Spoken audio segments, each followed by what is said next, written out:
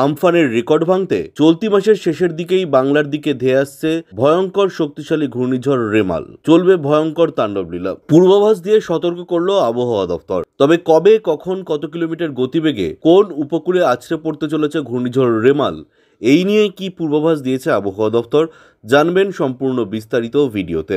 তাই অবশ্যই ভিডিওটি শেষ পর্যন্ত দেখবেন এবং আপনি আপনার জেলার নাম ভিডিওর কমেন্ট বক্সে কমেন্ট করে আমাদের জানিয়ে দেবেন। আপনার জেলার নতুন কোনো খবর বেরিয়ে এলে আমরা আপনাকে জানিয়ে দেব। একটা ছোট্ট অনুরোধ আপনার কাছে, ভিডিওটিতে একটি লাইক করবেন এবং আপনি এই চ্যানেলটিতে নতুন হলে চ্যানেলটিকে সাবস্ক্রাইব করে পাশের বেল বাটনটি বাজিয়ে দেবেন পরবর্তী খবরগুলো সবার আগে দেখার জন্য। গরমকালে কখনো আয়লা, আবার কখনো আমফান, কখনো যশের তাণ্ডব দেখেছে বাংলা।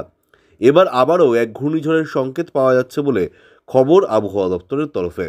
শোনা যাচ্ছে এমন ঝড় আসতে চলেছে যা আগের ঘূর্ণিঝড়গুলির থেকেও বেশি শক্তিশালী হতে পারে। এই ঝড়ের নাম রেমাল। শক্তিশালী সাইক্লোন রেমাল মে মাসের শেষের দিকেই আছড়ে পড়তে পারে। মে মাসের শেষ দিকে মোটামুটি 24 মে সমুদ্রপৃষ্ঠ থেকে শক্তি বাড়িয়ে স্থলভাগের দিকে এগোবে এই ঝড়টি, এমনটাই কি প্রকাশ করেছে সংবাদ মাধ্যম। ক্যালেন্ডারের পাতা উল্টে দেখলেই দেখা যাবে 2019-এর 3 এবং 4 মে উড়িষ্যা ও পশ্চিমবঙ্গের উপকূলে তাণ্ডব চালিয়েছিল ঘূর্ণিঝড় ফণী। ঘন্টায় 150 থেকে 175 কিলোমিটার গতিবেগে আছড়ে পড়েছিল ফণীর ছোবল। মে মাসেই কেন বারবার ধেয়ে আসে ঘূর্ণিঝড়? বিশেষজ্ঞদের মতে সমুদ্রের জলের উষ্ণতা বৃদ্ধি এর অন্যতম বড় কারণ।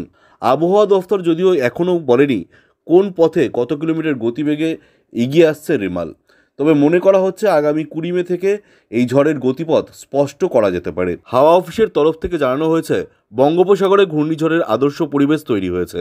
আগামী 20 মের মধ্যে গভীর নিম্নচাপ ঘনীভূত হয়ে তা ঘূর্ণিঝড়ের আকার নিতে পারে বলে অনুমান। তবে সেই ঝড়ের অভিমুখ কিংবা গতিপথ কোন দিকে হতে পারে সেই বিষয়ে এখনও কিছু জানা যায়নি। প্রাথমিকভাবে অনুমান করা হচ্ছে এই ঘূর্ণিঝড়টি 4 বছরের আগের আমফানের মতোই বিধ্বংসী হতে পারে। বঙ্গোপসাগরের বুকে সাইক্লোন জন্ম নিলে সেটার নাম রাখা হবে রেমাল। প্রাথমিক পূর্বাভাস অনুসারে আগামী 20 মে দক্ষিণ বঙ্গোপসাগরে একটি ঘূর্ণাবর্ত তৈরি হতে পারে।